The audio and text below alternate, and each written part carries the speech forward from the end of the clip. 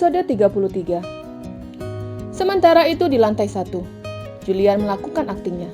Dia berlari ke kamar papinya, mengetuk pintu secara terburu-buru. "Siapa?"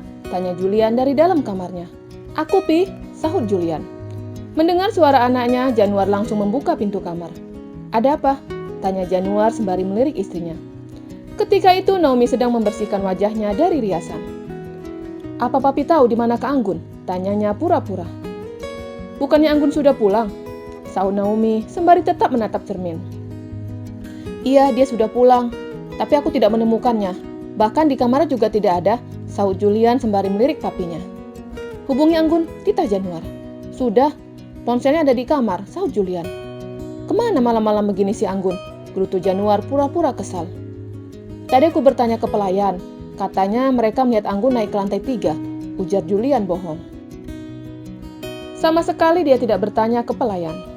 Itu hanya akal-akalannya agar rencana papinya berhasil. Mendengar lantai 3 disebut membuat Naomi langsung menoleh. "Untuk apa dia di sana?" tanya Naomi sembari menghampiri suami dan anak tirinya. Julian mengedikkan bahunya. "Kita ke lantai 3, ujar Januar berjalan lebih dulu dari istrinya, diikuti Julian. Dengan ragu, Naomi ikut ke lantai 3. Di lantai 3, seperti yang dikatakan Anggun kepada papinya Januar. Ketika berhadapan dengan Nathan, jantungnya berdetak kencang. Dan ketika sekarang dicium pria itu, Anggun langsung pingsan seketika. Karena tidak ada perlawanan dari wanita yang diciumnya, Nathan menghentikan ciumannya. Dia membuka matanya dan mengerutkan dahinya. "Siapa dia?" gumamnya sembari mengingat wanita yang sekarang ada di sampingnya. Terdengar suara tapak sepatu mendekat ke arahnya. "Anggun!" teriak Januar. "Apa yang kamu lakukan pada Anggun?" tanya Januar pura-pura tidak mengerti.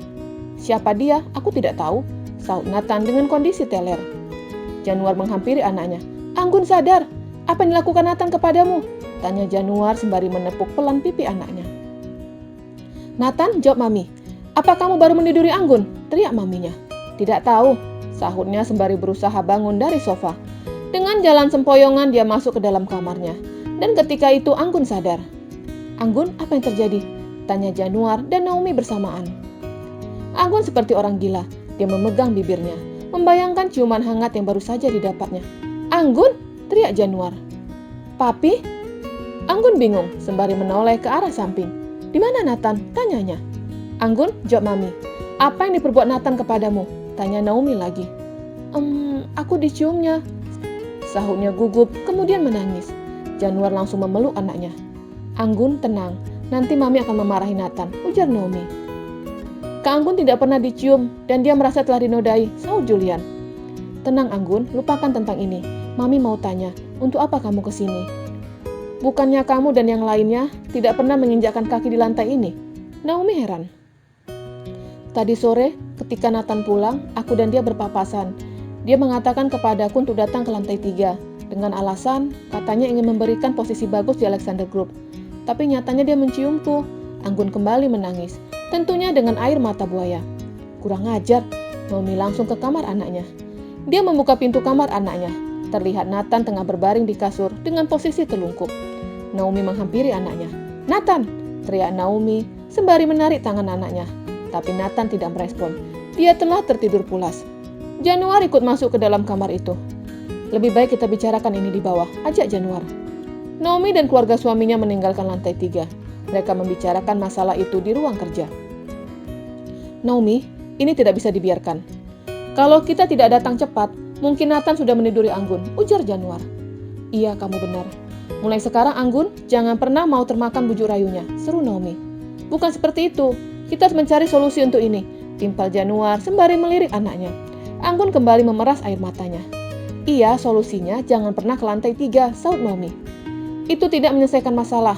Kamu tahu, aku mempunyai anak perempuan. Ketika anak gadis kita dicium pria yang belum sah menjadi istrinya, hatiku sakit." Januar pura-pura sedih. Naomi menghampiri dan mendekap suaminya. "Maafkan semua kesalahan anakku," ujar Naomi pelan. "Kita harus menikahkannya," ujar Januar sembari melepaskan pelukan istrinya. "Menikah?" Naomi bingung. "Iya, berciuman sama seperti zina. Dan aku mau Nathan harus bertanggung jawab dengan semua perbuatannya, yaitu menikah," seru Januar. Anggun langsung menangis histeris. "Sabar Kak," ujar Julian pura-pura menenangkan kakaknya. "Tidak mungkin. Anggun dan Julian sudah seperti anak kandungku sendiri, sahut Naomi bingung. Iya, tapi mereka tidak saudara kandung, dan tidak masalah jika mereka menikah, jelas Januar. Aku akan tenang jika Nathan bertanggung jawab dengan menikahi Anggun. Kita tidak tahu kemungkinan lain. Bisa saja malam-malam Nathan masuk menyelinap ke kamar anakku. Jadi untuk menghindari itu, kita nikahkan anak kita, ujar Januar. Naomi melirik keluarganya satu persatu. Akan aku pikirkan, sahutnya dan berlalu. Ketika tidak ada Naomi di ruangan itu, Anggun tersenyum sumringah. Bagaimana aktingku? Tanyanya ke Julian. Kakak hebat, puji Julian. Jangan senang dulu. Kamu masih harus berakting besok. Berakting di depan keluarga Alexander, ujar Januar. Keesokan harinya, angin berhembus cukup kencang, disambut dengan curahan hujan yang cukup deras. Gemuruh petir membangunkan Nathan. Dia mengerjapkan matanya sembari memegang kepalanya. Aku pasti terlalu banyak minum, gumamnya sembari berjalan ke kamar mandi. Dia membersihkan tubuhnya dari bau alkohol. Setelah selesai, dia meminta pelayan untuk membawakan makanan ke lantai 3. Di lantai 1, tepatnya di ruang makan, keluarga sedang menikmati sarapan. Tapi tatapan mereka terus menoleh ke arah pintu masuk, memastikan sosok Nathan akan datang makan bersama mereka. Tapi bukan Nathan yang datang, melainkan pelayan. Di mana Nathan? Tanya Naomi kepada pelayan anaknya. Ada di lantai 3, sahut pelayan. Apa dia tidak makan di sini? Tanya Januar. Tidak. Pak Nathan meminta saya untuk mengambilkan makanannya, sahut pelayan. Kurang ajar, seru Januar pura-pura marah. Hal itu membuat Oma Stacy dan Nico bingung. Ada apa Januar? Tanya Oma Stacy. Nathan semalam telah melakukan pelecehan kepada Anggun, seru Januar sembari melirik anaknya. Itu tanda bagi anaknya untuk menangis. Dan dengan gampang Anggun menangis. Apa benar itu Anggun? Tanya Oma Stacy. Anggun menganggukkan kepalanya. Kamu lihat Naomi? Dia seperti pura-pura tidak mengingat kejadian tadi malam. Dia makan di lantai 3 untuk menghindari masalah ini, seru Januar dan berlalu. Naomi langsung mengikuti suaminya, diikuti kedua anak tirinya. Biarkan aku yang bicara kepada Nathan. Jika kamu yang bicara, tidak akan digubrisnya, ujar Naomi sembari menghalangi langkah suaminya. Kamu terlalu lembek Naomi. Aku akan memberikan pelajaran kepada anakmu, ujar Januar sembari masuk ke dalam lift diikuti istri dan anak-anaknya. Ketika sampai di lantai 3, Januar teriak. Nathan, keluar kamu, teriaknya. Nathan ketika itu sedang nge-gym. Aku di sini, teriak Nathan sembari keluar dengan memakai celana pendek tanpa memakai atasan. Oh mati aku, gumam Anggun ketika melihat tubuh Nathan yang sungguh atletik. Apa yang kamu lakukan kepada Anggun semalam? Tanya maminya. Nathan mengerutkan dahinya. Siapa Anggun? Tanyanya balik. Ini Anggun, anak tiri mami, sahut maminya sembari mendekatkan Anggun ke hadapan anak kandungnya. Ketika berhadapan dengan Nathan membuat Anggun langsung sempoyongan. Anggun, kamu kenapa? Tanya Naomi bingung. Januar berpikir jika itu sandiwara anaknya. Nyatanya anaknya memang pingsan sungguhan. Julian, bawa Anggun keluar, titah Januar. Tinggallah maminya dan suaminya yang berada di depan Nathan. Kamu telah melecehkan Anggun, kamu telah menciumnya, seru maminya. Aku? Nathan menunjuk dirinya sendiri sembari menggelengkan kepalanya. Jangan berbohong Nathan, akui kalau kamu telah mencium Anggun, timpal Januar. Aku tidak pernah mencium anakmu, seru Nathan sembari menuding Januar. Kamu lihat Naomi, dia mulai berkelit. Kamu harus melakukan sesuatu agar dia mengakui perbuatannya. Naomi menghela nafasnya cukup panjang. Nathan, dia saudari tirimu. Dan semalam Mami melihat dia datang ke sini. Dan ketika itu dia tidak sadarkan diri. Mami ingin kamu mengakuinya. Tapi jika kamu tidak mengakuinya tidak apa. Asalkan kamu bertanggung jawab, ujar maminya. Bertanggung jawab apa? Tanya Nathan bingung. Menikah dengannya, sahut maminya. Cih, aku tidak akan menikah dengan anak tiri mami. Apalagi asal-usul keluarganya tidak jelas, sahut Nathan sembari menatap Januar. Kurang ajar kamu, Januar menuding Nathan. Ada apa ini? Tanya Nico yang baru saja masuk ke dalam ruang fitness. Maminya menceritakan semuanya yang didengar dari suami dan anak tirinya. Nico menoleh ke arah kakaknya. Apa kamu melakukan itu dengan keadaan sadar? Tanya Nico. Aku saja tidak tahu sejak kapan wanita itu di lantai ini, sahut Nathan. Nico menganggukkan kepalanya. Mami, menurutku Nathan tadi malam mabuk, jadi dia tidak mengingat semuanya. Untuk apa menikahkan mereka? Toh hanya berciuman. Kecuali Nathan mengambil perawannya, itu baru bisa dinikahkan, ujar Nico membela kakaknya. Nathan heran dengan sikap adiknya yang membelanya. Nathan, aku melakukan ini karena tidak ingin kamu menikah. Jika kamu menikah, maka kamu akan segera menjadi pemimpin. dan aku akan menggagalkan siapa saja yang ingin menikahkan kamu. Dan asal kamu tahu, aku sedang mencari simpatimu.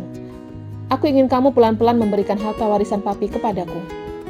Niko tersenyum licik sembari bergumam dalam hatinya. "Tidak bisa, mereka harus tetap menikah.